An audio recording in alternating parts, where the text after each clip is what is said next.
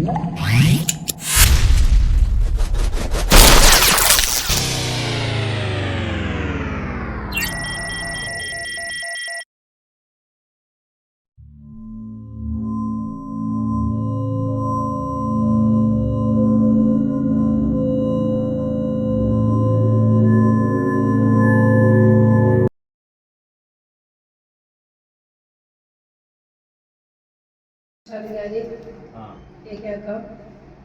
Secretary ഷാർജി, Manjeri മണ്ഡലം president, മറ്റുള്ള എല്ലാവർക്കും നമ്മുടെ ഈ വേദിക്ക് ആദ്യമായിട്ട് ഞാൻ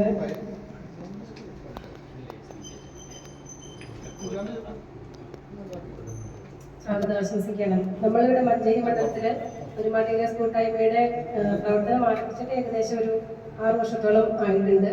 എങ്കിൽ പോലും നമുക്ക് നല്ല രീതിയിലൊരു മീറ്റിംഗ് വിളിക്കാനോ എല്ലാവർക്കും ഒന്ന് കൂടിച്ചേരാനോ ഉള്ള ഒരു സാഹചര്യം ആദ്യമായിട്ടാണ് ഇപ്പോൾ നമ്മൾ ഇങ്ങനെ സംഘടിപ്പിക്കാൻ ഇടയുണ്ടായത്. അതിന് നിങ്ങളുടെ എല്ലാവരുടെയും ഒരു സഹകരണം കൊണ്ടാണ് നമുക്ക് ഇപ്പോൾ ഇത്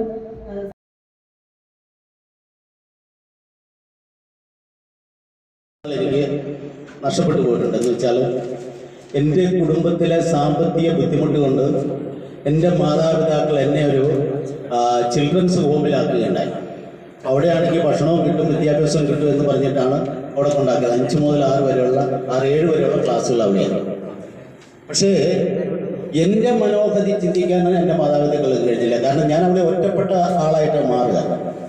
എൻ്റെ മാതാപിതാക്കളുടെയും സഹോദരങ്ങളുടെയും സ്നേഹവാത്സല്യങ്ങൾ അനുഭവിക്കാൻ കഴിയാത്ത രീതിയിൽ ഒരു വിദ്യാഭ്യാസ കാലഘട്ടം. ഞാൻ പറഞ്ഞു വന്നത് ഇവിടെയൊക്കെ നമുക്ക് വന്നിരിക്കുന്ന ശോഷണം നമ്മുടെ സാമ്പത്തിക നിലവാരത്തിൻ്റെ കുറവുകളാണ്. അതിനുശേഷം ഞാൻ ഈ തൊഴിലിലേക്ക് ഏകദേശം 15 വയസ്സോടുകൂടി പൂർണ്ണമായിട്ട് ഇറങ്ങുകയും പിന്നെ നമ്മുടെ കേരളത്തിൻ്റെ വിവിധ സ്ഥലങ്ങളിൽ തന്നെ ജോലി ചെയ്തു. തമിഴ്നാട്, കർണാടക വലിയ സ്ഥലത്തുമായിട്ട് വർഷങ്ങൾ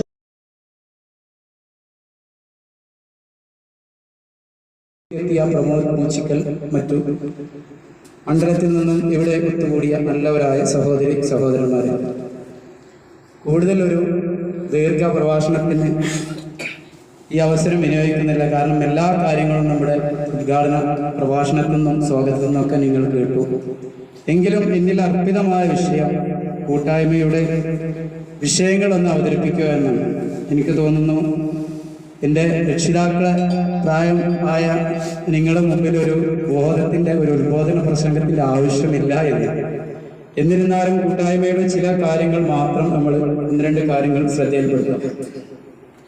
ഒരുമ ടൈലേഴ്സ് കൂട്ടായ്മ എന്തിനാണ് നമ്മൾ ഇതിൽ ഒരുമിച്ച് കൂടിയത്? എന്തൊക്കെ ഗുണങ്ങൾ ഇതിലുണ്ട്? ഇത് ഒരു ചാരിറ്റി ഗ്രൂപ്പാണോ? ആർക്കെങ്കിലും സഹായങ്ങൾ നൽകുന്നുണ്ടോ? അല്ലെങ്കിൽ ഇത് നമ്മുടെ മക്കളെ കല്യാണത്തിന് എന്തെങ്കിലും ഇതിൽ ചേർന്നാൽ പൈസ കിട്ടും? ഒരു വീട് പണി തുടങ്ങുമ്പോൾ ഇവരെ സമീപിച്ചാൽ പൈസ കിട്ടും? പല ചിന്താഗതിയുമായാണ് നിങ്ങളൊക്കെ ചിലപ്പോൾ ഒരു പക്ഷേ ഇവിടെ വന്നിരിക്കുന്നത്. പുതിയ ആളുകളാണ്. പഴയ ആളുകൾക്കൊക്കെ ഏകദേശം കൂട്ടായ്മയെ പറ്റി മനസ്സിലാക്കാം. എന്നാൽ ആദ്യമായി 6 ദിവസം ജോലി ചെയ്യുന്ന നമ്മൾ 7ാമത്തെ ഒരു ദിവസം ഞായറാഴ്ച ഇന്ന് വീട്ടിൽ സുഖം